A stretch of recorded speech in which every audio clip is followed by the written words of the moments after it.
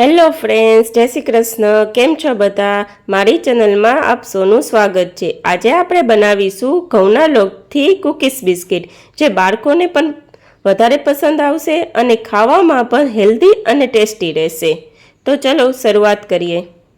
તો અહીં આપણે 1 વાટકી ચોખ્ખું ઘી લીધેલું છે, 1 વાટકી ખાંડનો પાવડર, અડધી વાટકી નાળિયેરનું ઝીણું ખમણ અને 2 વાટકી આપણે ઘઉંનો લોટ લેવાનો છે. જે આપણે રોટલી બનાવવા ઉપયોગ કરતા હોય તે જ લોટ આપણે લેવાનો છે અને અડધી ચમચી બેકિંગ પાવડર લેવાનો છે.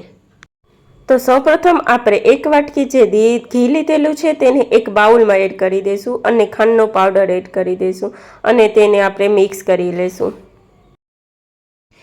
તેને આપણે એક જ બાજુથી સરખી રીતના મિક્સ કરતું રહેવાનું છે.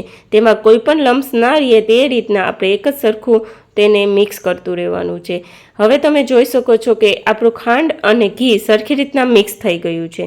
તો તેમાં આપણે ઘઉંનો લોટ એડ કરીશું.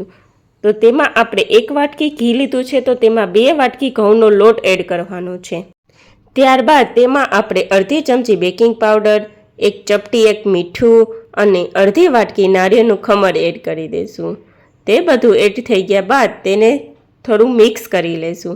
ત્યારબાદ તેમાં આપણે એલચી પાવડર એડ કરી દઈશું. પછી તેને સરખી રીતના સરખું મિક્સ કરી લઈશું. મિક્સ થઈ ગયા બાદ તમે અહીં જોઈ શકો છો કે મેં કોઈ પણ જાતનું પાણી યુઝ કર્યું નથી. આપણે ઘી જેટલું લીધું છે તેમાં જ બધું મિક્સ થઈ જશે.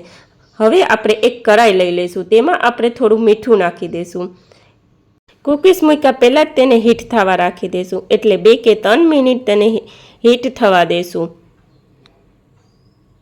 તો તે હીટ થાય ત્યાં સુધીમાં આપણે કૂકીઝ વાળી લઈએ.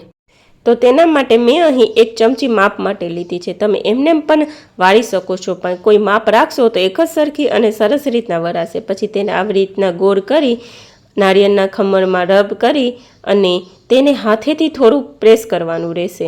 હવે તમે જોઈ શકો છો કે આપણી કૂકીઝ સરસ રીતના વરાઈ ગઈ છે. હવે બીજી કૂકીઝ પણ આવી રીતના આપણે તૈયાર કરી લઈશું. અહીં તમે જોઈ શકો છો કે મારી બધી કૂકીઝ તૈયાર થઈ ગઈ છે. તો તેને આપણે સ્ટીમ કરવા મૂકી દઈશું.